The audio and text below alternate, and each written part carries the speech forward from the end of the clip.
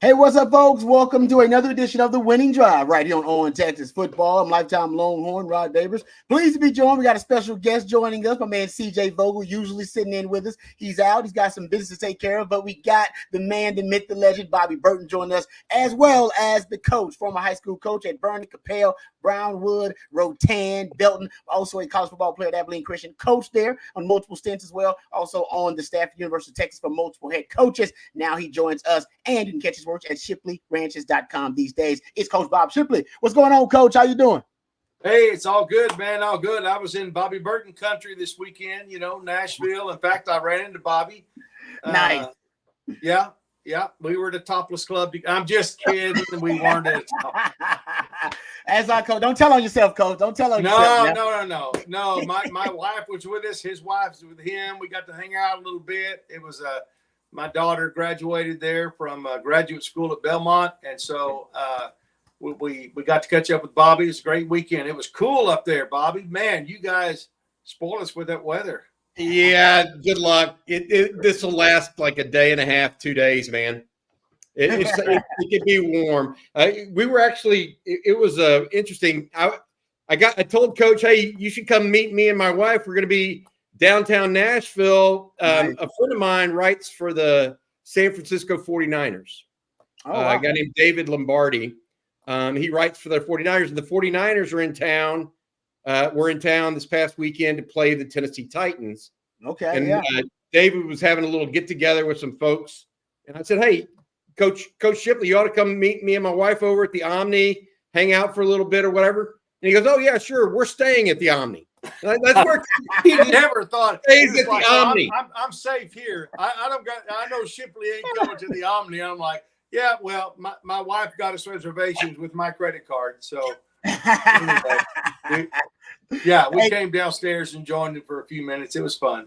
Hey, yeah, Coach likes to travel in style. Coach travels in style, man. That's the way that goes.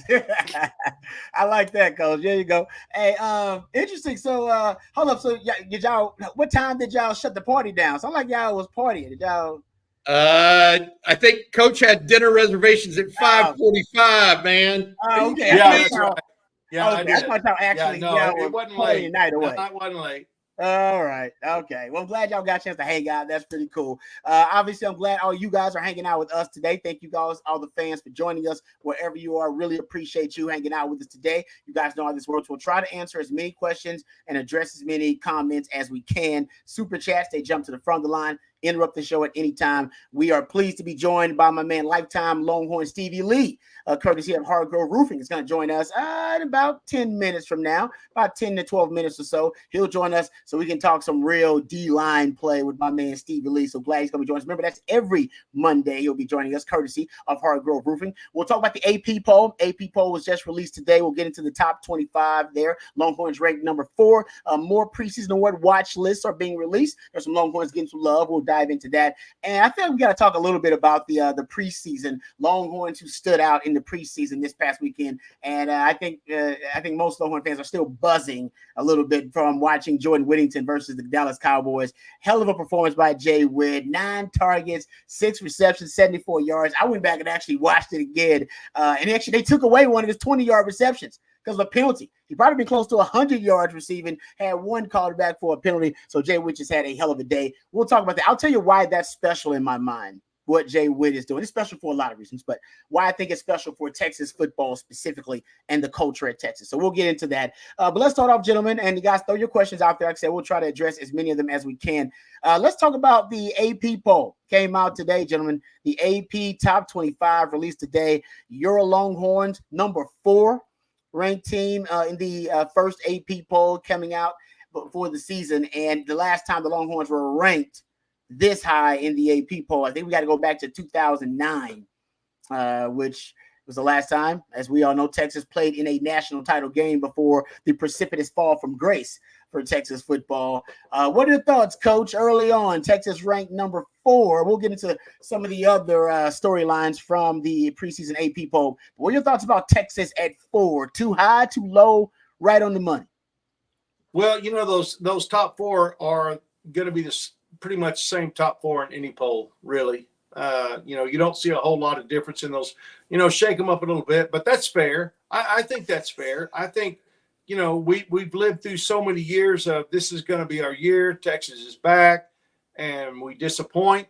For so long since that 2010 season. So I think it's fair, and I think we'll have an opportunity really early going up to Michigan to see if we're worthy of a number 4 ranking. Yeah, you're going to play 2 top 10 teams. Obviously, Georgia number 1, Michigan number 9, and you'll play 4 top 20 teams overall. Oklahoma added to that at 16, A&M at 20. Bobby, what are your thoughts overall? Seems like, Texas, if you look at some of the other schedules, Texas still looks like they have more of a favorable schedule, even based on the preseason AP top 25. What are your thoughts where Texas is ranked currently at 4? It does. I mean, first of all, 3 teams received first place votes. Georgia, Ohio State, and Oregon. Texas did not receive a first place vote. Texas, as you mentioned, Rod, plays 2 of the top 10 teams. They host Georgia, but the early season matchup with Michigan looms large. We all think that and know that to be the case. Michigan coming off the national championship a year ago. Really, a couple things stood out to me. Number one is 9 of the top 20 programs in this list are SEC programs. You want the gauntlet? Join the SEC because you're going to get it. I mean, my goodness, 9 of the top 20 in the country in the SEC right now. 5 for the Big 12, I think 7 or 6 for the Big 10. The ACC with Florida State and Clemson there leading the way for those guys. Notre Dame kind of in the ACC a little bit, but not really. My take on it is just how powerful the SEC is. 9 of the top 20 is that borders on the ridiculous. I mean, we were talking before this, Rod, before we got started, and you said I think Florida. Matt, our producer, was telling us Florida plays 6 or 7 of these games against ranked opponents in a row, and I was like, that guy's either going to be 5 straight. Yeah, that guy's either going to be the national coach of the year or he's going to be unemployed. I mean, there's no 2 ways about that. So you look at it, and it's a lot of people that we thought would be up there. And Texas certainly one of those. Now they're getting into that stretch, and this is what Coach and you have talked about, and we've all talked about on this channel, Rod, is, there's one thing to be a one-hit wonder and finish in the top 5.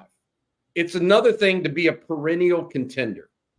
And there are teams at Texas that have been really good. I mean, Texas won the Sugar Bowl over Georgia, pretty good ball club. Yep. That Texas team was, right? Mm-hmm. But then the next year they fell off a little bit, right? Texas is starting to edge into that group of perennial contenders. And that's what this preseason poll, in my opinion, speaks to. It's no longer, they don't expect Texas to be 17 and see if they can finish in the top 10. Something like we saw a bunch of that kind of stuff over the last 10, 15 years. Now it's more, we feel like they're pushing up. Let's see exactly where they belong long term. Yeah, to perform with the expectations is an added burden. It's one thing to outperform and exceed expectations and surprise everybody, which I guess you could say Texas did somewhat last year because they were ahead of schedule. I think everybody had them winning the Big 12, get into the college football playoff. I think surprised a lot of people, maybe exceeded expectations. This year, the expectations are the added burden. Can you perform? Get to the Final Four, get to a championship game with the expectations. And how tough that is, I think I read a stat about the burden of being ranked number 1. I'm probably, you guys have probably heard this too. Georgia ranked number 1. 18 of the last 20 AP preseason number 1 ranked teams failed to win the national title. Only Alabama in 2017, USC in 2004 overcame the preseason number 1 jinx. Now, Georgia is really good. Maybe one of the best teams, if not the best team that Kirby Smart's ever had. But it's really tough to all season long, still obviously balance that burden and still be able to meet expectations. That's tough. That's what Texas will be trying to do this year. And that's when Texas is playing to the standard, right? And as Coach said, the standard is the standard. We've been saying that for years, and now it seems like the locker room is echoing that very same sentiment. So, so about the stretches, how about this one, guys? about the tough stretches. We talked about Florida, and yeah, it's brutal. They got a 5-game stretch against AP top 25 ranked opponents. Mississippi State actually has 2 separate 3-game stretches versus ranked opponents. Oklahoma's got a 3-game stretch also versus ranked opponents as well. Auburn's got one, Arkansas's got one, Alabama's got a stretch like that. Talking about the SEC level of play there, Bobby, and South Carolina's got a 4-game stretch playing AP top 25 teams. So once again, you look at Texas' schedule, you can't help but feel like they still got a favorable schedule and layout for the 2024 season. Looking at like Oklahoma and looking at some of these other stretches that teams have to play in the SEC. All right, good stuff there, gentlemen. We are now going to interrupt the show, and we are happy to interrupt the show because we're pleased to be joined every Monday by a good friend of mine and a lifetime Longhorn. My man, lifetime Longhorn Stevie Lee joins us, courtesy of our good friends at Hardgrove Roofing. There he is right there. What's up, Stevie? How you doing, brother? What's happening, man? How are y'all?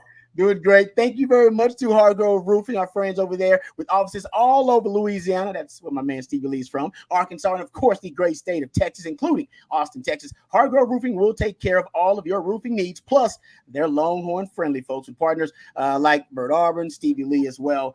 You obviously know Stevie Lee, and thank you for joining us. Our friends at Hardgrove Roofing, trust me, folks, they are the people you want to call when you got any problems with your roof. Know who's on your roof, courtesy of Hardgrove Roofing. Thank you very much, Stevie. What's going on, brother?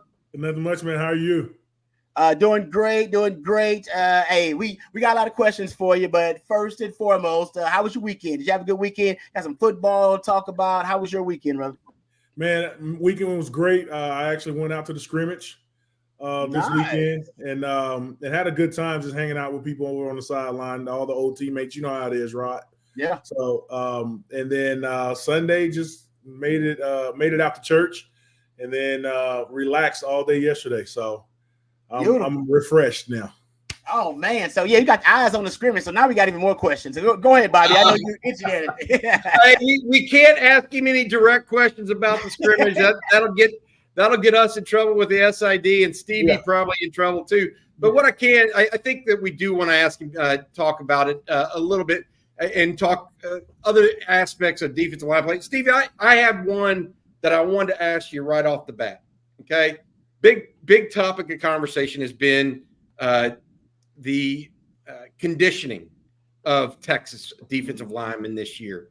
How do big guys, you're different than Rod Babers just woke up and was able to run, 4.5 or 4.3 or whatever. How do the big guys, seriously, how do the big guys whose weight might fluctuate 20 pounds in a month? Hey, Stevie, what'd you weigh in 2004, Stevie? 2004, my playing weight was 315. All right. 315 pounds. Question. Yeah. And so, Bobby, where were you going with that? I mean, how do they get in? How do you know when you're in playing shape? Well, man, they're running all summer, and that's what we did. Rod knows that. We ran all summer. So there is a difference between conditioning and then game conditioning too. So going and doing those scrimmages and rolling in and out will actually help you get into game shape. But that's a great question because it's a big difference. And so once you get the pads on in that stadium at 2:30, it's a totally different beast that you can't prepare for. You can only get acclimated to it, throughout the game, and then they did the scrimmage around. It was morning, but it was still really hot out there, so it was. That's part of getting conditioned to all that weather out there, man. It's hot. It's hot. So Stevie, back when you played, they weren't really running the all gas, no brakes type offense back then. Right. If I remember correctly. In fact, I know that for a fact. But how do you maintain your weight and the things you bring to the table as a defensive lineman in today's game when all of a sudden it's whatever, third and 1 or whatever, and they get the first down, and all of a sudden they're it's time for you to get off the field and get somebody else in there. How do you adapt to that? How do the modern day 2024 defensive linemen that weigh 350 pounds, how do they adapt to that? Well, I think the University of Texas did a really good job of doing that last year. No matter the situation, I saw towards the beginning of the year that we had our 2 big guys in there, and then the next series, 2 more guys would roll in. And so it's really in the big man position across the whole front. It's the defensive line by committee nowadays because everybody are running really, really fast offenses. And then we had a couple guys that ran it, like Texas Tech would try to run a fast offense against us back in the day. Mm-hmm. Yep. But nothing like what they're doing these days right now. So, but I have confidence in Coach Torrey Becton over there at the University of Texas that he got these boys right, man. They look good. They all run well.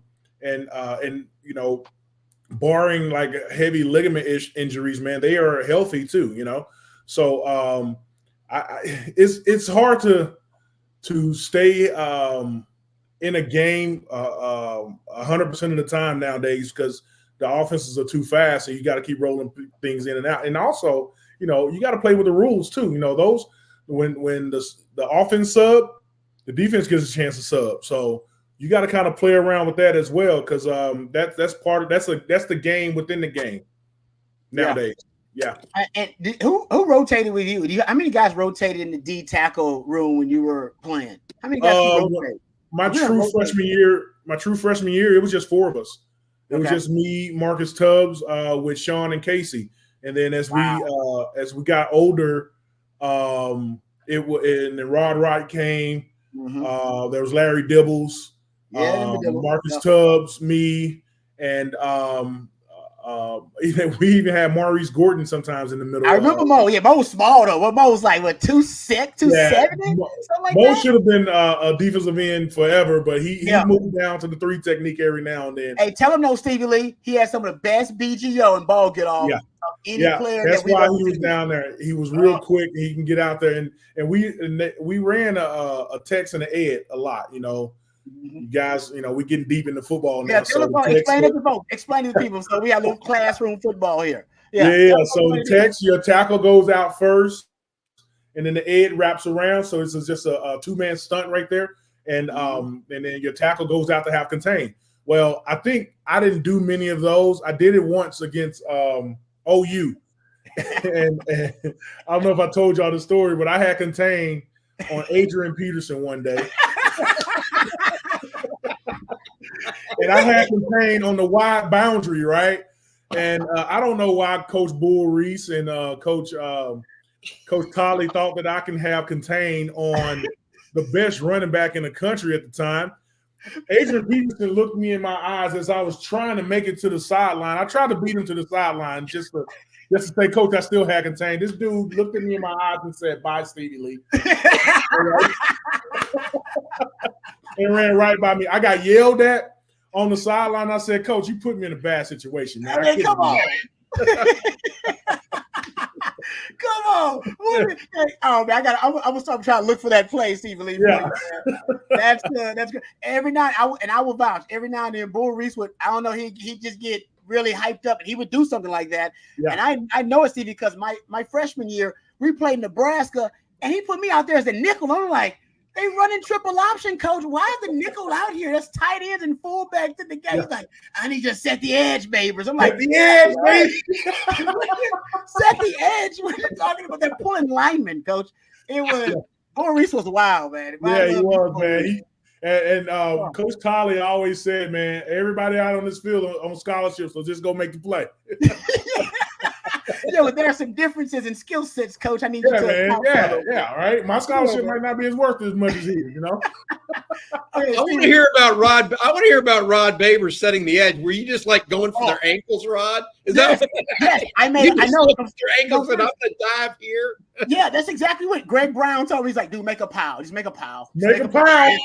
Make a pile. Yeah, Greg Brown was like, bro, don't worry about it. Make a pile, and you're good. Like, make a pile somewhere. Just as long as you can obstruct their path, we're good. Just don't let them run. Don't let the blocker run you over and then the runner right behind him. All right. And that's basically what I had to do. I mean, it's Rayola, right? I believe Rayola was like the center for him.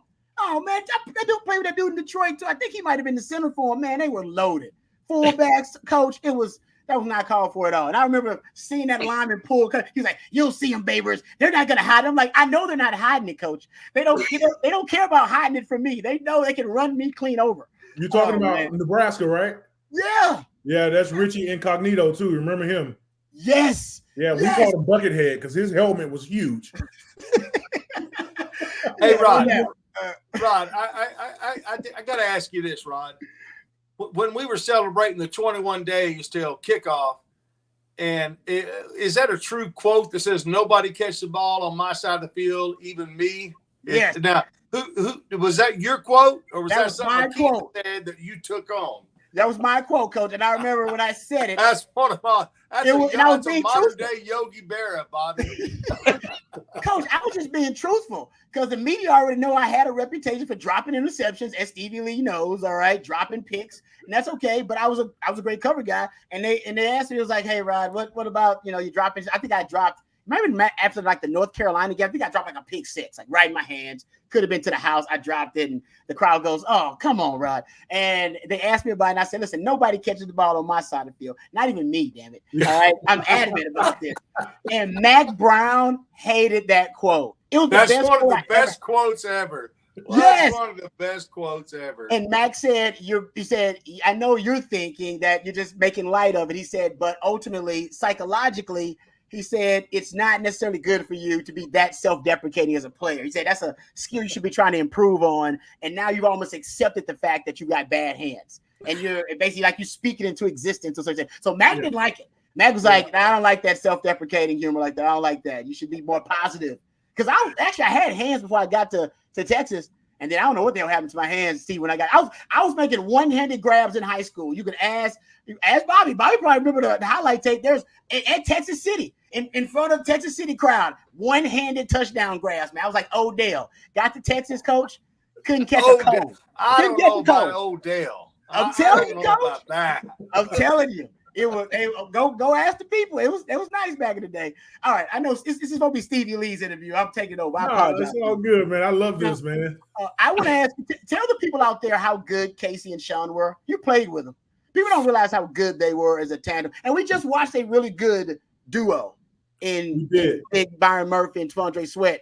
And I still don't think they were as good as Casey and Sean, but they were they was the best in the country. Tell me about how good that group was and what made that duo so dominant. I won't get into which one was better. Those two are the ones that just left.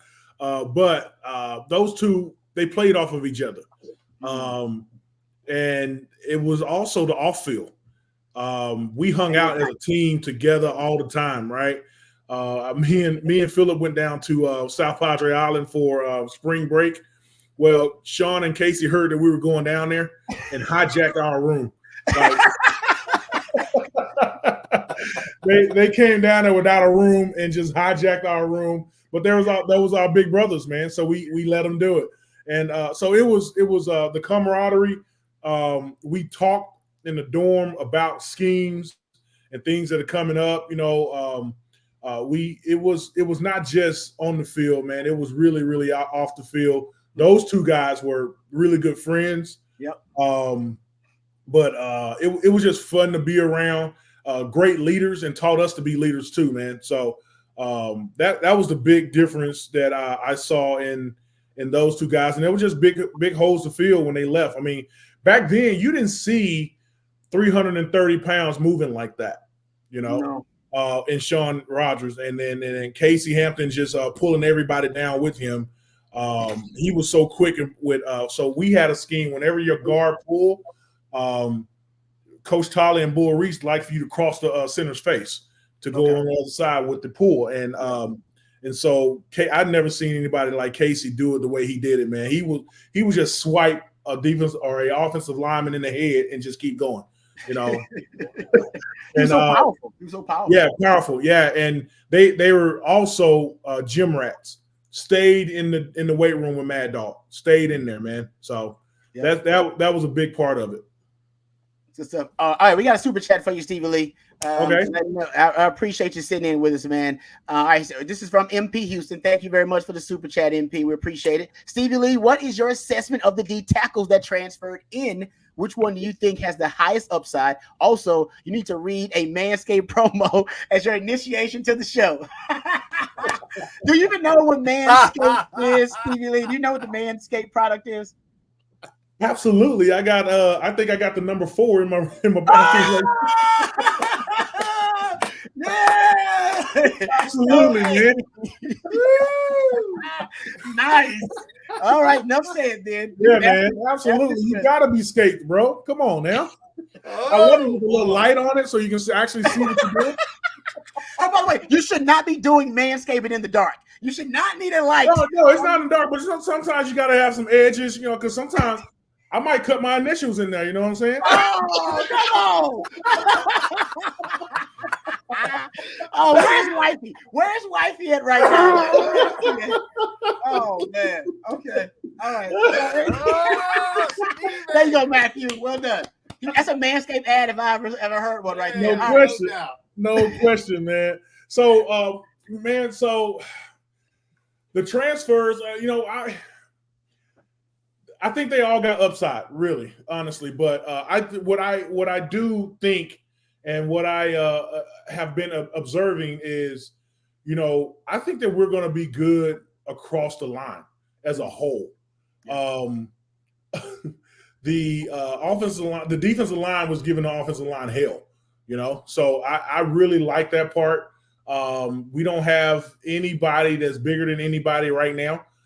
So them as a whole, the whole unit, they're doing really, really well. So I'm looking forward to seeing, what cream rises to the top, but it might not be because they're all playing and gelling as a whole right now.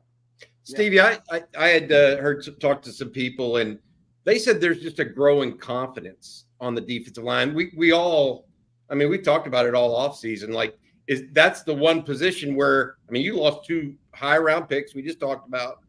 Are they going to be able to not necessarily replace those guys, or they've got to replace their production though at some level?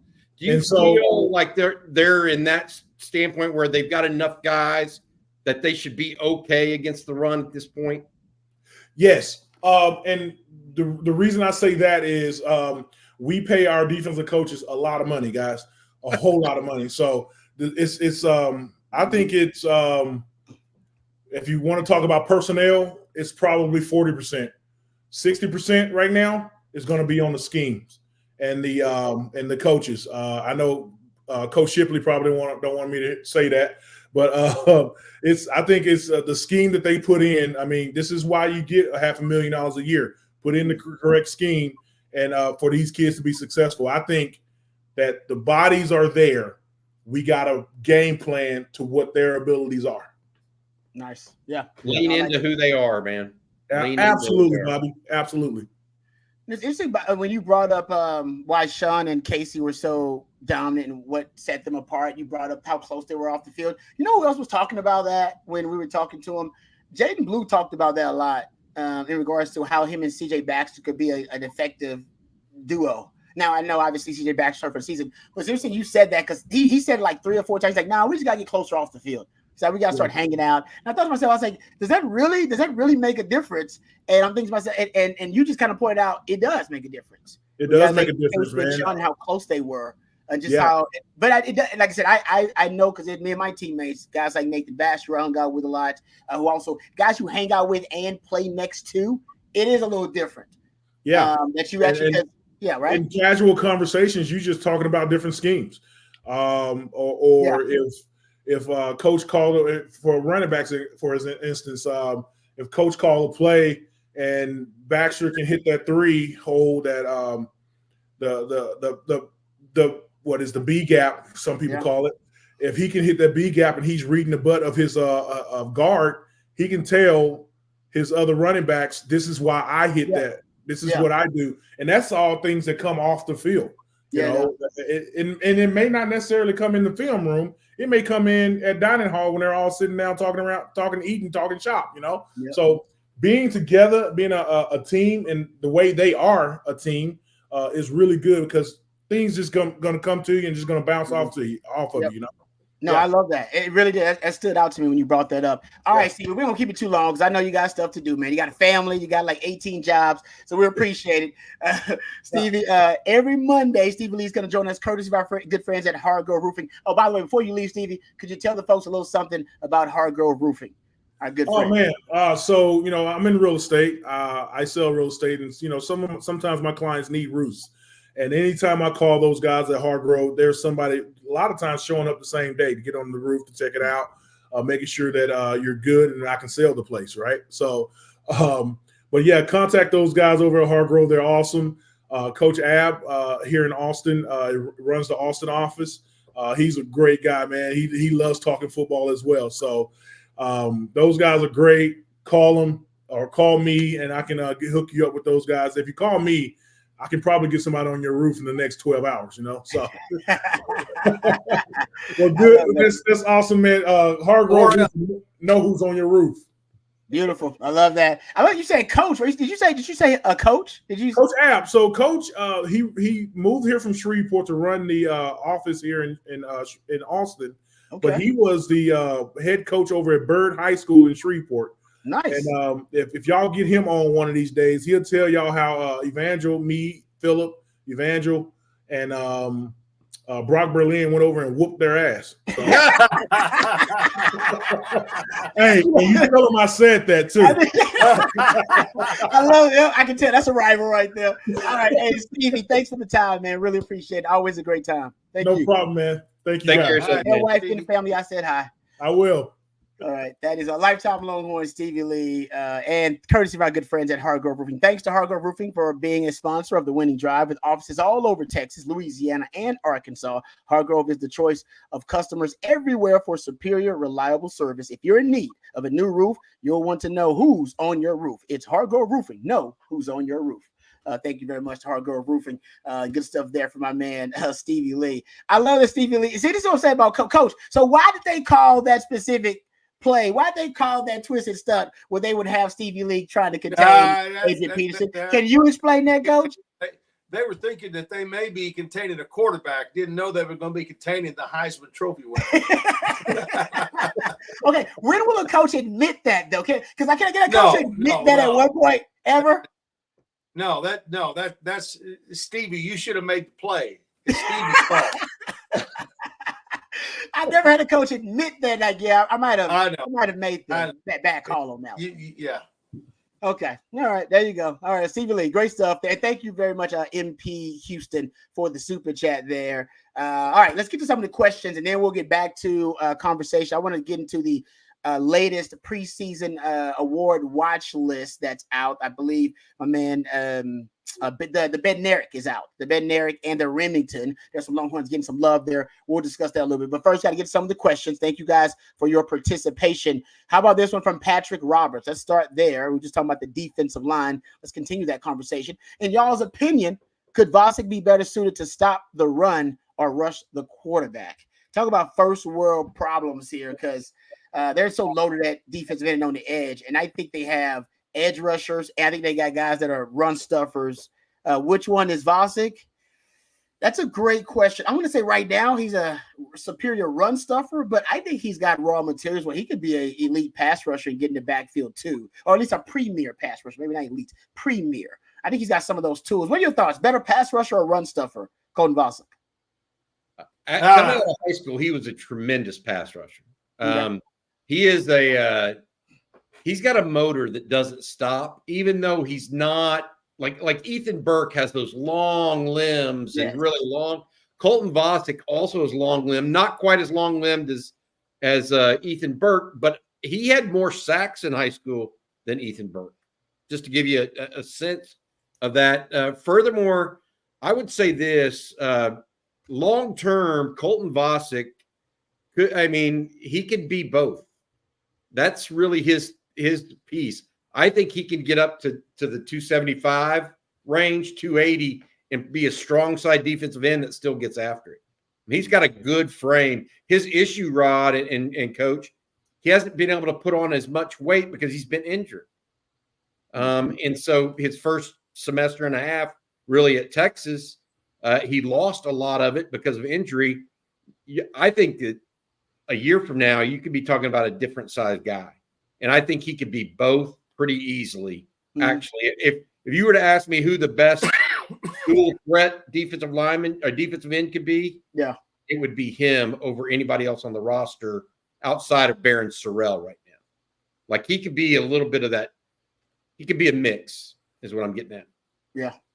I'm waiting to see what Barron Sorrell offers as a pass rusher this year. What I love about Barron Sorrell is every year he adds something, transformed his body every year. He has turned himself into being an NFL player, getting better every year. I think the last thing he needs to add is pass rushing moves, more of an expanded repertoire of moves as a pass rusher. And I do think he's probably focused on that because, you get the grades and you get, the feedback from the NFL, what they want you to work on. I bet that was one of the things they told Barron Sorrell that they want him to work on. So thank you very much for the question there, Patrick.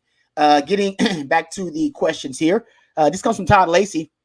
Thank you very much, Todd, for the question here. Based on your observations, what appears to be the strengths of the team in 2024 going into the season, and what are the biggest areas of concern and then surprising areas? Coach, what are your thoughts? Strength of the team this season, biggest area of concern, and what is the biggest surprise area of the team this year? What do you think is going to be the biggest surprise to Longhorn fans for the team? Well, strength of the team, has to be, the offense overall. I think the offensive line, even though you've got some unproven commodities in burnt orange at receiver, you've got a great room of receivers. Before the CJ Baxter injury, I would say that I don't know that there's any place on the offense that you consider not a strength, but we're going to have to see some young kids come up, but I think we've got a couple of great tight ends. And I think, offensively, the offensive line is going to be a strength. I think the receivers are going to be a strength. I think if they play the tight end correctly, it could be a strength with the guys that we have there. Areas of concern, I've been, pretty consistent about my thoughts, and that is a secondary. And I have confidence in them. I feel like that they're improving. But, Rod, as we go back and look at the last two times we've seen them, the public has seen them, was the bowl game and the spring game, and they both did not look impressive at all. So to me, that's an area of concern that I'm really working. So the surprising areas to me, I think I don't know if you would call it a surprise or not, but I think our linebacker core is going to surprise some people. I think the depth that we have there and the way that we can move guys in and out. Of course, you've got a good group of starters, but you've got people pushing Anthony Hill and David Benda to get a lot of playing time. So I think that's going to be an area that's going to be more solid than some people might think. I like that. Yeah. What about you, Bobby? Strength, areas of concern, what may surprise you this year for the team? I think that O-line is clearly a team strength. I think the quarterback room is a team strength. And I think the pass rush is getting ready to make a huge jump based on what I'm hearing. I mean, I don't know about a quantum leap. I don't want to get into hyperbole, but they're going to be better off the edge, more effective. And I think because of that, it should help the secondary, right, Coach and Rod? We've all talked about that. You want to help the secondary, make the guy throw it 2 seconds faster. You'll help them a hell of a lot. Damn right. Yeah. The area of concern that I have, we talked to Stevie. I still worry, are they going to they go up against Georgia, and you can kind of platoon and rotate guys in, but against some of these offensive lines that Texas is going to see in the SEC, you're just going to have dudes. Agreed. And so you can try like hell as a coach or as a player even, but if you don't have a dude, it can be hard. So in those games that I'm worried about that are the ones that are the big ones on the schedule. They are. So that kind of plays into my concern area. Surprise, Coach mentioned my surprise. It's tight end. I would not be surprised if they have a better overall production out of tight end this year than they did last year. And they lost a guy that had right at 100 catches in his career. If I were a betting man right now, I think they have a better tight end room right now than they did a year ago. That's I was told that Amari Niblack had a great scrimmage and is moving into that. We talk about circle of trust. Yep. At wide receiver, we don't really talk about it at tight end. I'm told he's in it, and that's one of the things that needed to happen, right? I mean, you get all these transfers, and some of them actually mature and come to fruition, right? And some don't. Texas needed Amari Niblack to do that, and it sounds like it's happening right now for him. Yeah, his biggest issue is just being a more capable, proficient blocker. If he becomes that, it's just not a liability as a blocker. He's going to be a problem. And I think they're lining him up out wide right now a lot. Okay, there you go. So you don't have to worry about it. Yeah, I mean they really are. I was going to ask you, Rob, what are your strengths, concerns, and then surprises thus far based on what you've heard? Well, I think the strength should be the passing game. It should be. I just, look at all the embarrassment of riches you have at wide receiver. You got a third-year starting quarterback in the same system, 4 out of 5 starters returning on the offensive line. Quinn's considered to be a first-round, projected pick. You got one of the deepest wide-out rooms. You just talked about the tight end position. It's going to surprise folks this year. I totally agree with you, by the way. I was down on tight end before I went out there to practice and got a chance to see those guys in person. Now, and I think that we talked about this after the first media window. So at the tight end position, I think we've been undervaluing the tight end position overall since, JT Sanders left. So I think the passing game overall, this is why I think, Sark should pivot a little bit. Some of those touches you were going to give to CJ Baxter. And now you have to, reimagine this offense after CJ Baxter's loss for the season. I think some of it should just go to Quinn in the passing game. Simple. Pivot to Quinn, empower him, give him more early down passes and early down pass attempts. He can handle it in this system. They're essentially long handoff, their screens, RPOs, quick game, stuff to get the ball out of his hands within 2.5 seconds so you can insulate yourself with pass protection. That's where I'd go. Essentially, an extension of the running game on those early down passes. By the way, that'll help you get to New York for the Heisman too. All right, because that'll help pump up. Yeah. I want to ask you, Bobby. There's been a lot of talk online, on message boards and so forth about, okay, CJ's out now. Quinn's got to start throwing it. Do you really think that we're in a desperate situation where Sark will get away from his balanced attack? I mean, it seems like to me he's pretty good at keeping track of the number of runs and the number of passes and being balanced. Do you really think he'll throw our offense into an unbalanced offense just because of the Baxter injury? He admitted he doesn't know, Coach. They asked him that question. He said, I don't know. They asked him really straight. They said, are you going to go to a more pass-happy offense? He said, I don't know. I might have to. If he does, that's just coaching solving problems, right? Here's, and I agree with what Rod's saying, and I get where Coach is going, because they also got to remember that 2 true freshmen that are trying to audition for that role currently, as well as Darian Gillette, who was out there on Saturday as a running back. And that's that inside, zone runner that neither Jaden Blue nor Trey Weiser want to be an every down back in that way. They're not built that way. It doesn't mean they can't run the play, by the way. You just don't want those guys doing it every down when that they can, do some stuff on the outside. What I would say is this: Sark has been very balanced, and he admitted this. His first year, he was run with Quinn at quarterback. Mm-hmm. He had to be, he felt like. Last year, he felt like he started being more balanced, had some adult receivers. I think this is going to be a more quarterback-driven offense than he's had at Texas. That doesn't mean, though, Coach, that it will be a big disparity between runs and passes. Mm-hmm. There's a difference there, right? I mean, so I do think it's going to be a quarterback-led team and a quarterback-led system more so this year. And, I don't know how that necessarily impacts game to game and everything. And it's not like he doesn't have other good players. Jarrett Gibson apparently looked pretty good in scrimmage on Saturday.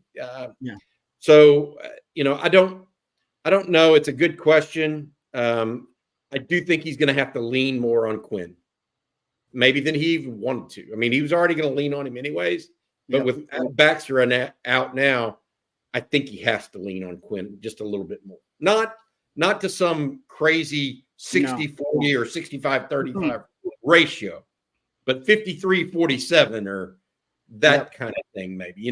Just he's not going to throw the baby out with the bathwater because he has had success being balanced, to your point. Yeah. He wants to run the ball, and he's talking about. I think you're right, Bobby. Excuse me. I think you're right. You see it still balanced. If you look at the overall run rate, pass rate throughout a game, I think you'll still have the same balance you've seen. I think where you see the difference, Coach, is early game, early down pass rate. I think that the script, his 40-play script that Sark has, I think that's where you see the difference. Because ultimately, when Sark when he's coaching a big game, talking about your rival games, that big non-con, whatever it may be, Alabama, it's going to be Michigan this year. When you look at those Big 12 championship big games, early game, first half, early down, first and second down pass rate is usually upwards of 55 to 60%.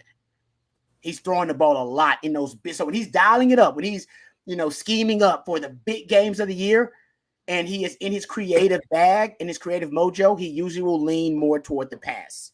And it was against Alabama, 56% early game pass rate. Oklahoma, 58%. K-State, 58%. 62% Oklahoma State. And Washington was 53%. But remember, he could run the ball versus Washington. He didn't run it enough. Remember, because they turns out early on in the game, they had a lot of tip passes. So a lot of those drives were being prematurely ended. But they were running the football. Hell, in the pony package alone, they were averaging 10 yards per play against Washington. So I think he would have had a higher early down pass rate versus Washington too, except they started running the football and it actually worked. So I think that's where you'll see the difference. Early game, early down pass rate. That's my prediction. What do you think, Coach? I'd love to know what Coach thinks on this too. Well, I think Sark is kind of giving away one of his secrets, because Rod and I talked about this last week. The thing that all those teams had in common with the early down pass percentage being higher is they were all big games. They were all big games. And so he wants to get people off balance in big games early. He wants the offense to have some success. He wants them to stay on the field. He doesn't want to get stuffed on the run a couple of times and be in a third and long situation. He wants to keep them on their heels and kind of get them off balance and thinking, oh crap, what's he doing now?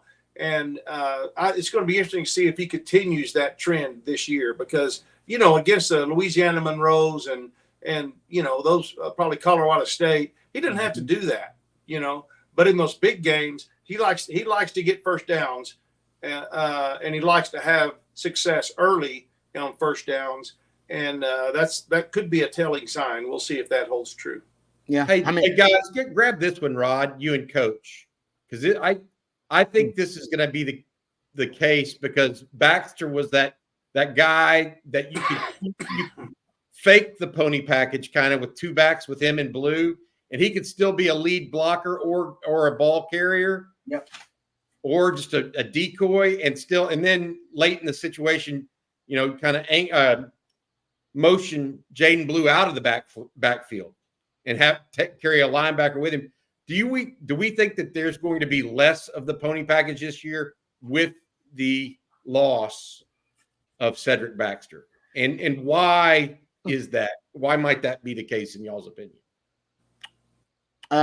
I think just because you can't expose right now because of your lack of depth, you don't want to have two of your premier backs, two of your kind of workhorse backs on the field at the same time, and then potentially risk injury to one of those guys. So I think you have more single back sets, just so you can rotate those two guys in who trust, which is Jaden Blue and Trey Wise. You trust those guys. Now, if one of the freshmen has an accelerated rate of development, say those guys look like they have earned the trust of the coaches early, then you could see more pony package, because I think they'll have the luxury of depth now. Right now, you don't have the luxury of depth. Bringing in a linebacker, potentially give you some fifth 15 reps at the running back position. You're working those freshmen out on the first teams to see which one of those guys can earn the trust of the coaches, be assignment and alignment sound, and also ball security being a major issue, as well. Young guys, pass protection being a major issue. I just don't think you have the luxury, the depth to do it right now. And it's a shame. This is the domino effect, guys. You lose CJ Baxter, you have basically, when you decrease the pony package, last year that was your most effective, most explosive, and your most efficient personnel grouping. And you lose that now. Or at least you lose the ability to be able to shift to that as a change of pace. So I think it is. It's a hell of a loss until later on in the season when you do get some more depth. When Texas had 3 running backs that they trusted, Keelan Robinson, Bijan Robinson, Rojo, or Keelan Robinson, Jonathan Brooks, and Jaden Blue, pony package, you can go all day, every day, because you got 3 guys there that you trust as being capable and proficient. Now you don't have 3. You got 2, and you're working on a 3rd. Well, you've got 2, and losing CJ Baxter takes it almost takes your pony package away, because Jaden Blue and Trey Weister can't do what CJ Baxter did. They're just not that kind of back. And so you lose some of your mystique, if I can put it that way, of the pony package, because CJ was such a versatile back. Yeah, you're right, Coach. That's what Rojo kind of was with Bijan, right? Whether it was Rojo and Keelan or Rojo and Bijan, you had to change at pace the different skill sets that worked off each other. I didn't think about that, Cole, but you're right. You take the sweep away. You're going to run a sweep with Trey Wisner, your lead blocker? Yeah. I mean, that's the piece for me. And that will keep – those plays will keep people defenses honest, because handing the ball off, nobody wants to get beat by somebody handing the ball off. That's like the thing that you don't want to happen these days.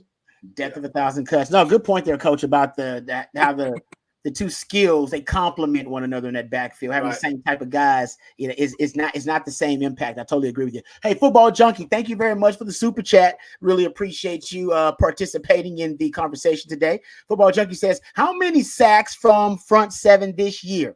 Any sacks during the scrimmage? I heard there was some sacks during the scrimmage. I heard Anthony Hill got a sack or 2 in the scrimmage, and I heard the pressure was evident. I'll just say, I don't know if it was constant. The pressure was evident out there in the scrimmage. Right? The word consistent. Yep. Yeah, that's close enough to constant to me, right? that it was consistent. Justice Finkley had a sack as well. Nice. The problem that I have, and y'all tell me, y'all been around it as much or more than I ever have, is when you go 1v1s, when it's the second string offensive line versus the first string defense, and they don't get pressure, that's when there's a problem, right? Right. I mean, when the second string defense gets pressure against the first team offensive line, that's also when there's a problem. Agreed. So I don't know the difference here. I mean, I don't know the answer. They did get they got more than 1 sack. They got several pressures. And we talked about it yesterday and the day before. They put in a NASCAR package. Yeah. Included Ethan Burke, Colin Simmons, Trey Moore, Anthony Hill, and Mo Blackwell on the field at the same time. Good luck. That may be your third. That may be the 3rd and 20 package. If somebody doesn't get home to Joe Burrow, like happened third, was that 3rd and 17? Was that 3rd and 17? Good Lord. Yeah. And my point is, they'll get home. That's an elite group, and I do feel like that is going to be more consistent this year. They just have too many pieces, man. Way too many pieces. So Bobby, what would your over and under be on sacks? 40? Oh, let me go look at. I'll give you a national average in a second. Let me put it up for you. They were 34, I think, last year. That's not, if I'm not wrong. Mm-hmm. And teams were passing against them so much, and they got 34. That's kind of their story, right? They should have had more, given the amount of passing that's going against them. I would have him say here with 32 for the season, but that might be without the bowl game, so I don't know. It might be, okay, got yeah. it. I don't know that they got to him during the bowl game. So it's 32 here. It says cfbstats.com. So I'll blame them. Okay, well, so I would put they're top 40 though. It's top 40. It says they're top 40. Yeah, I would say 36, 37. Yeah. Okay. And Jerry's up in the arms yelling for 40 right now. If they put 40, there were the only teams last year that had at least 40 sacks: Texas State, Tennessee, Texas A&M, UCLA, James Madison, UTSA. Hey, Florida 14.5 came from one guy. Exactly. Florida State, SMU, Troy, and Penn State. So basically, you got 10 teams essentially that were able to get 40 sacks. So that'll put you in the top 10 if you get 40. That makes you an elite pass rush. So I think, I will say this: Trey Moore made it sound easy. Talking to Alex Okafor on his podcast, that 10 sacks was, in 12 to 14 to 15 games, coach, that seemed very realistic for him, because he's a guy that believes he can get a sack a game. And I kind of believe he can too. If he plays enough, he can get a sack a game. Question is, how much will he play? Because Texas is going to be rotating a lot of guys. But the NASCAR package, I love that package. I think you're right, Bobby. I think it helps you on 3rd and 20, but also safeguards you from having to deal with the same result of that Kansas State game, the TCU game, the U of H game. And I'm not saying Texas is going to be up, 3 touchdowns, on these teams. I don't know that. I'm just saying, if you get up big and you have basically turned a team into a one-dimensional offense who has abandoned the run game, like you said, Bobby, now you can get home. Now, last year you couldn't get home, and teams were just throwing the football without edge pressure, and they were able to expose your pass defense. I don't think that'll happen with that NASCAR package this year. All right, let's take another one of our sponsors. Really excited to have our friends at South Point Dodge as a part of the On Texas football family. Oh, and by the way, our friends at South Point Dodge have signed up for a football season, so we're very excited to have this continued partnership with our friends at South Point Dodge. So Longhorn fans, you can score an easy extra point this season when you get to the point at South Point Dodge. South Point Dodge has over 600 vehicles in stock, including a great selection of Ram 1500s, 2500s, and 3500s. Whatever your truck needs, South Point Dodge is the one-stop shop, folks. And right now, they have a great deal happening. You can shop over 50 Ram 2500. That's right, 50 Ram 2500s, all marked down with huge savings. You won't find a better deal anywhere, folks. So go check out southpointdodge.com, and you can see their inventory online, or you can go see it for yourself in person and get some of that great customer service off I-35 in South Austin at South Point Dodge. Austin's automotive everything, your one-stop shop. And we appreciate our good friends at South Point Dodge. Check out southpointdodge.com, and we appreciate all of their support and for continuing our partnership into football season. All right, let's continue the questions here, gentlemen. How about this one? This one comes from Cisco Diaz. Thank you, Cisco, for the question. Thoughts on the preseason top 25 and where you think Texas is, too high, too low? Just right. Before we talk to Stevie Lee, guys, I know some of you guys joined us a little bit later. We did discuss the AP top 25, so I'll bring it back up. Matthew, if you wouldn't mind posting that graphic for us. Texas is number 4 in the latest AP top 25 poll, the preseason poll. They are one of 9 SEC teams to be ranked in the top 25. So, yeah, that's a big boy football for you there. Texas will play 2 top 9 teams, basically, and 2 more top 20 teams. So they'll play Georgia, number 1. They'll play Michigan. Of course, they get Oklahoma, and then they get A&M. 3 of those 4 games, those big games, the 4 teams that Texas will end up playing on this schedule, you got to play those away from home. A lot of those away. Only game you get at home is Georgia, of course, but you get the rest of those games neutral site for Oklahoma, and then away for that A&M game too, and that Michigan game. So I think if you're going to look, I still think everything looks favorable for Texas, but if you want to look at something that will be difficult, it will be your biggest games, except for the Georgia game, all away from home. You don't get those at the house. But other than that, I think Texas we'll get into some of the other headlines from the top 25. But I think, guys, Texas ended up once again with a schedule that looks favorable. You got to play some big boys, but not as many, and their schedule is not as treacherous as others. What do y'all think? Too high, too low, or just right? I think it's perfect. I think it is. I think it's a perfect ranking actually for him.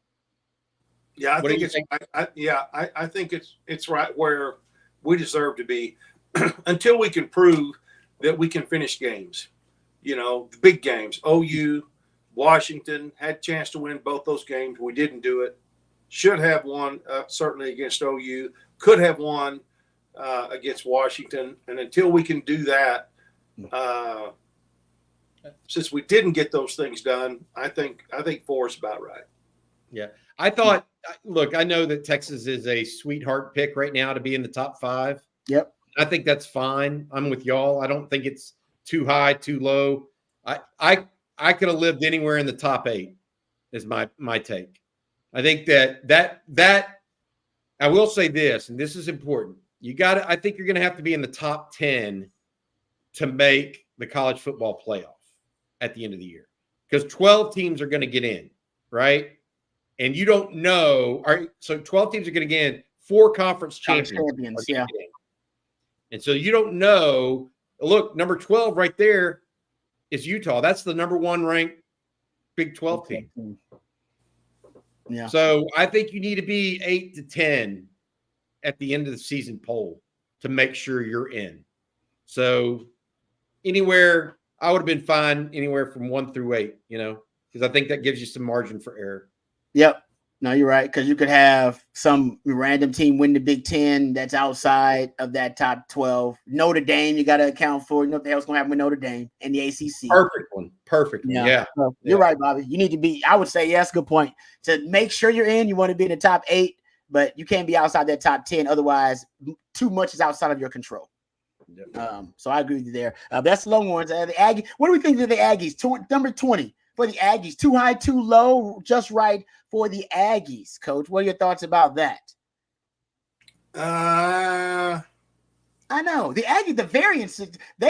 Honestly, I could believe the Aggies are going to struggle to make a bowl game. If you told me that, or if you told me the Aggies will be a 9-win team, I could believe that, because it's all about how they start the year, and so much hinges on that Notre Dame game. They get off to a really good start.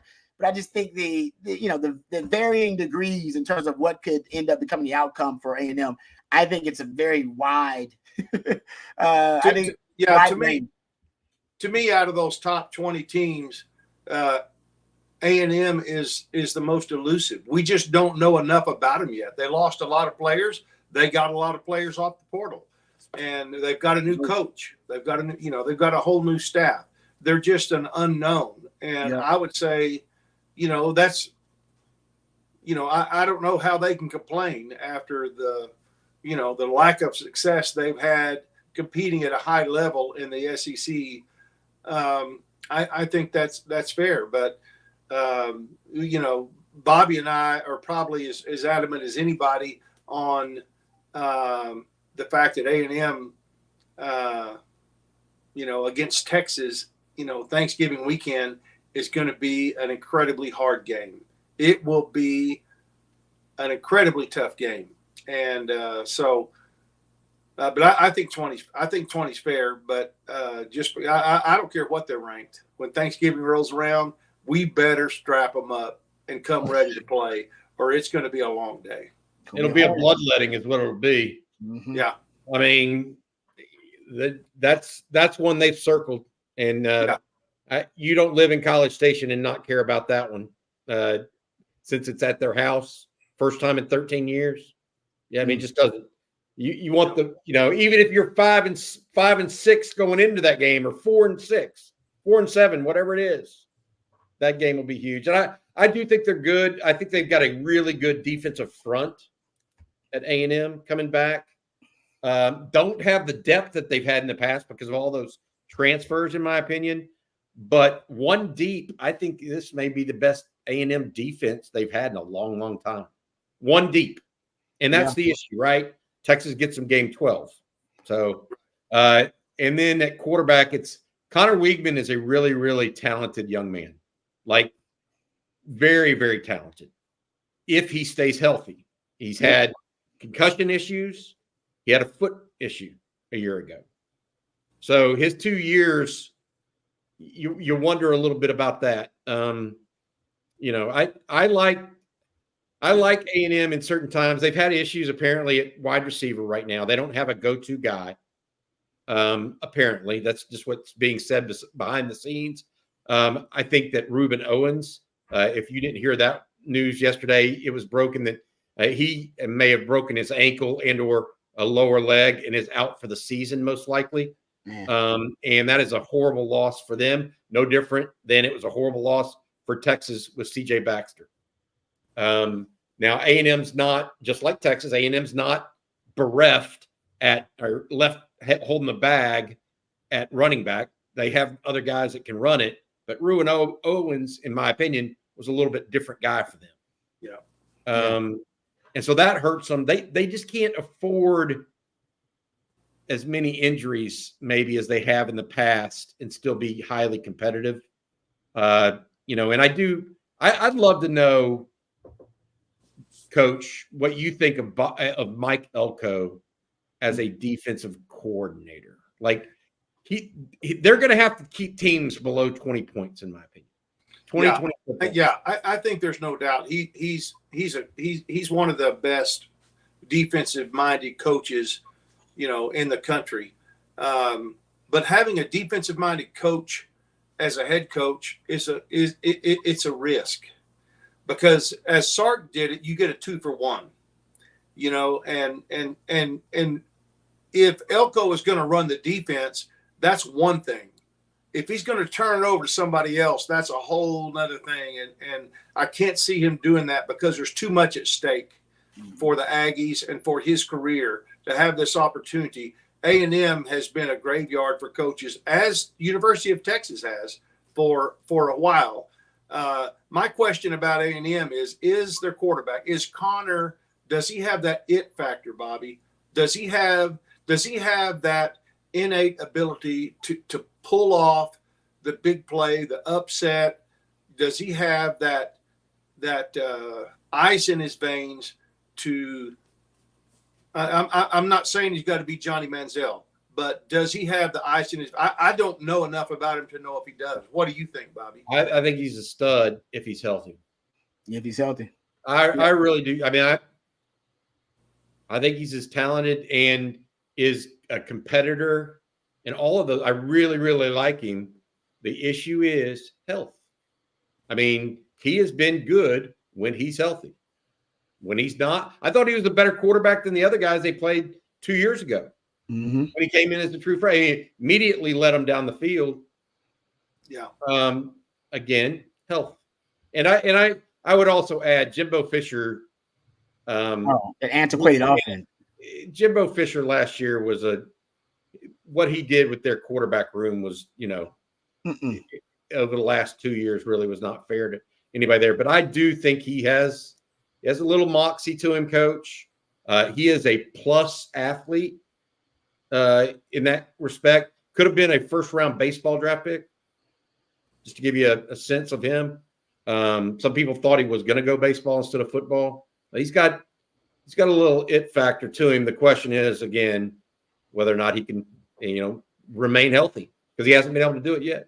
And that offensive line, again, is one deep. Yeah. Right. It is one deep. They did not recruit well after a while, and they ran some guys off, and they didn't like the old O-line coach. I mean, Bryce Foster's not even there anymore. Talking about an Aggie legacy that was a 3-year starter, he left. So, yeah. No, just a heads up, and this is, like I said, Pro Football Focus, so take it with a grain of salt. Connor Wigman, before the injury, because he's only had 8 starts in his career because he keeps getting hurt, as Bobby mentioned.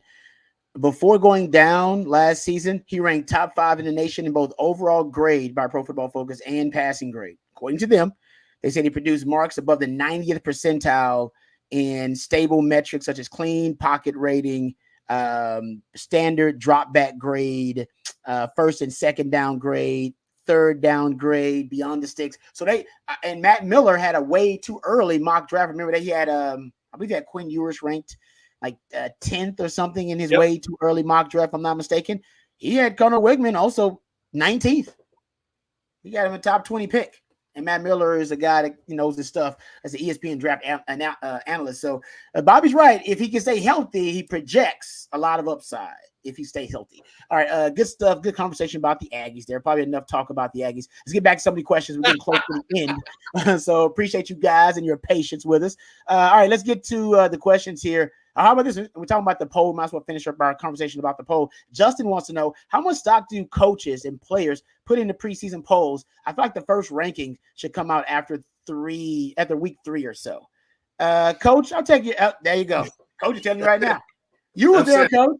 0. Did y'all even talk about it amongst the coaches? No, the coaches never talk about it. But the thing about it is, the lower the ranking, the better you'd like it, because you can preach that chip on your shoulder stuff. Nobody respects you. Nobody believes in you. You got to believe in yourself. So the higher the ranking, the more dangerous it is, because the players won't talk about it, but the coaches won't talk about it, but the players know. The lower you're ranked, the bigger chip you have, and the more I love it when you're ranked low. And so I don't know, but I think Sark does a good job, has done a better job. He's gotten better every year at getting our kids to play with a chip on their shoulder somehow, because I felt like, the first year and part of the second year, we did not play as well in games as we should have, because I think maybe the crowd and the venue we were playing at was underestimated by our coaching staff. Does that make sense? Mm-hmm. Yeah. Arkansas is an example. Perfect. Yeah. Mm-hmm. I like that. No, it's good stuff, Coach. Yeah, I figured that. You're right about the motivation, though. That's easy bulletin board material right there. How about this one from Jackson? Jackson Kelso says, could you see a scenario where Sorrell and Burke go inside and have Moore and Simmons outside? I like that question, Jackson. This kind of goes back to the NASCAR package that I thought that the coaches would implement prior to spring, which we hear they are implementing a NASCAR package. I would get extreme with it. The only D tackle I would have in there is Alfred Collins, because I think he actually is a better pass rushing D tackle than the rest of your guys. But I would bump Burke. Burke's got the body for it. I'd bump a Burke inside. Or Sorrell. Sorrell probably has the body for it too. On predictable passing downs, bump them inside, and then put more speed on the edge, like a Trey Moore and Simmons on the outside. So, Jackson, I feel you. That's the idea I would actually have for it, for that package. But I hear they're doing it where Collins, Simmons is basically playing the Sam, and he and Trey Moore would be Sam backers. And then Anthony Hill will be the other backer they put out there, in addition to the other defensive ends and edges. So either way they're going to do it, I think it'll be a really effective package. But I like your idea, Jackson, about that NASCAR package. I don't think Sorrell's the guy that moves inside. I could see Burke remaining on the field. Okay. Yeah. I could absolutely see that, because he hit, again, really long, great ball get off. Now, you never know. I mean, it all could be predicated on down and distance and who's already out of the game with injury, et cetera. But I'd see that more naturally from Burke than Sorrell. I agree with that too, because Sorrell has worked. He's transformed his frame. Ethan Burke's frame is natural. Ethan Burke probably can get even bigger on that frame. Looks like he could. Sorrell has transformed himself, and actually is still really impressive. Thanks for the question there, Jackson. How about this one? Oh, we got a super chat from Kabir. Kabir, thank you very much. Thank you very much. We really appreciate that. Rod, what do you want to see our DBs improve on this year compared to last year? Also, anyone know how Muhammad and D. Williams did in the scrimmage? I'll let Bobby take the last part of that. In terms of what I want to see DBs improve on, I got a list. Okay, inside leverage. I want to have better inside leverage, period. They gave up way too many easy inside breaking routes last year. You're talking about just easy, quick game, slants, the crossing routes. I think they can do a better job being in position to defend those routes by just having better inside leverage, like harder inside leverage. Also, defending bunch concepts, closely clustered groups of receivers, whether it be trips or whether you're talking about twins or you're talking about a triangle bunch, whatever it is. Texas last year did not do a really good job of passing off receivers in coverage. And once they had those switch releases at the line of scrimmage, Texas oftentimes DBs would be confused and out of position defending bunch concepts. And then the deep ball. I mean, we saw it in the spring game, saw it versus Washington. Texas, they need to have a better, what I call a panic plan. When the ball is thrown deep, what are you going to defend? You're defending the hands. Are you defending the eyes? Are you in a phase? Are you out of phase? Can you play the ball? Can you play the ball through the man? Are you what's you know what I mean? Those different things. And I think the players often were surprised by what position they were in when they were defending a deep ball, and therefore didn't have a plan of attack. Didn't have what I call a panic plan. They should have one of those. So I think those are just three areas. They get better in two of those three areas, and that pass defense will take a huge leap forward next season. You know, I did not hear much about Manny Muhammad and Derek Williams in the scrimmage. Both played a lot. I know that they both ran with the ones at times. Muhammad is the team's best corner by almost everybody I talked to. No one has said he's not the best corner. How about I say that? I haven't asked everybody who's the best corner, right? As far as Derek Williams, it's getting to be interesting at safety right now because we know there are three guys that can go. Williams is one of them, along with Michael Taft, along with Andrew Makuba. Makuba did have an interception in the scrimmage. Yep. Makuba's got 3 years starting experience. Taft was a turnover machine a little bit last year for Texas. I mean, he made some nice plays on the football. So, you know, he's in that, but at the same time, you mentioned this, he's the one that runs the alley. Derek Williams can run the alley. Yeah, he does. So I don't know, you know, what all Texas is going to be able to do. Is Derek Williams, in your opinion, Rob, we talked about switching to a one high safety look every so often. Mm-hmm. Isn't he the guy that would run that for you because he's the fastest of that group? Or would you have a guy like Michael Taft do that may, you know, his football IQ is so high? What do y'all? I mean, I'd love to know you and Tech and coach's thoughts on who would be the one high safety rotating into that. I mean, is that Derek, or is that somebody else? It's a great and coach. You know, if you don't have an Earl Thomas, who basically is going to be the best center fielder of all time in the NFL, potentially, like that guy's going to go to Hall of Fame as the best kind of lone center field safety. Do you want to be the same person every time, or would you rather? Does it make you predictable to have the same safety drop back to your single high post safety every time, coach? Or does it? What has been your experience? Is it the same safety every time, or do you rotate that responsibility between guys? No, I don't think you do. And I think it's going to be interesting to see the effect that some of the new defensive staff have on the way we play our safety and what coverage we're playing. But Michael Taft, to me, he's just your all around good center fielder. You know, that's what he does. He breaks on the ball. He's got decent speed, but I don't know that he has that elite level to break on the ball and make the plays like an Earl Thomas. You know what I'm saying? He's good. He's very serviceable, but is he the guy that's going to give you an edge back there, the edge that you need to win the big games? I don't know. And I think you're going to see him look at some different people and some different schemes back there to see the best fit that they have. But Taft is great against all your average opponents. He's a good center fielder. But you've got to have a guy back there who can go sideline to sideline and make great plays. And I would like to see someone with a little better speed back there personally. All right. Good stuff there, Coach. All right.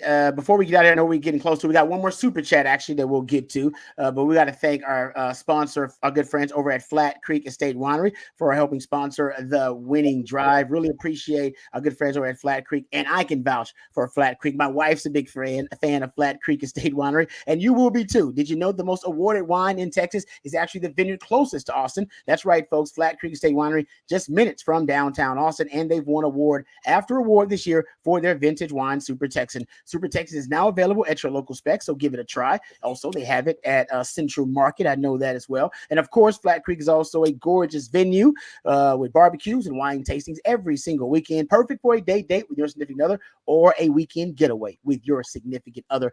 Go check it out for yourself. That's Flat Creek Estate Winery. And thank you very much to Flat Creek Estate for sponsoring the winning drive. We really appreciate all of their support.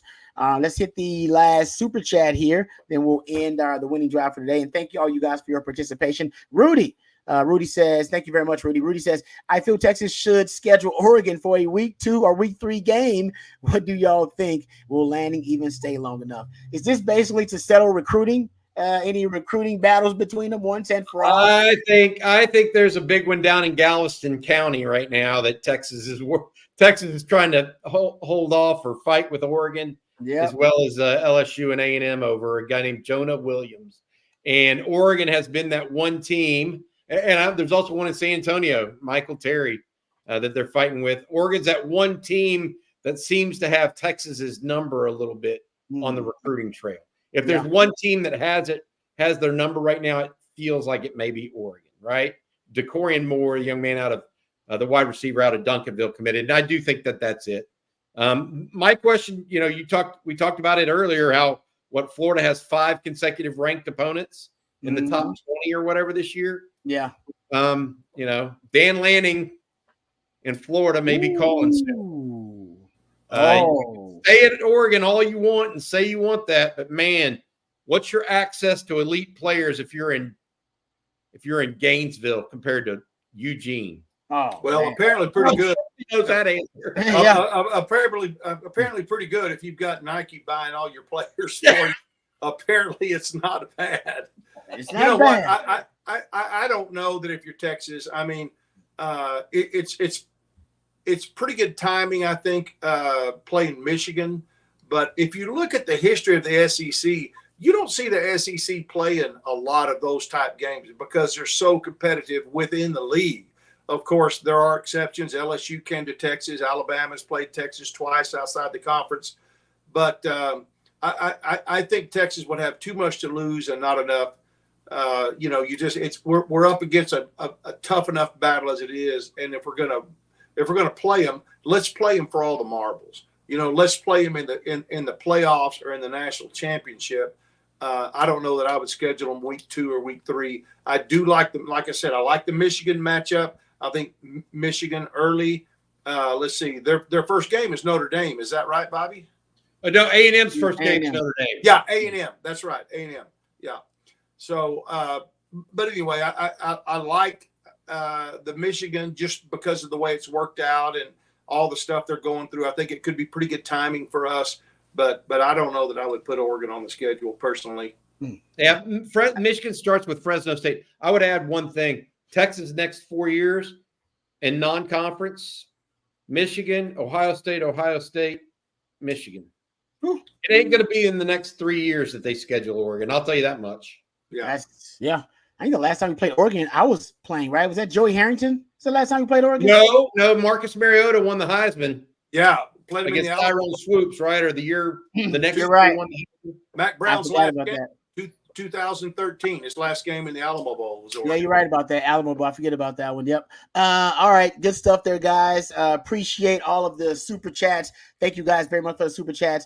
Also, thank you guys for all your participation and the questions. If we missed any of your questions, please throw them out there. Coffee and football tomorrow starting at 8 a.m. You can throw them out there to Bobby and the crew. The winning drive will be back on Thursday. Coach Shipley and CJ Vogel joining myself for the Thursday edition of the winning drive. Will be around at 3 o'clock. So make sure you check that out. And also go check out On Texas Football. Don't forget about that. Also becoming OTFOG. Yes, there you go. Becoming OTFOG.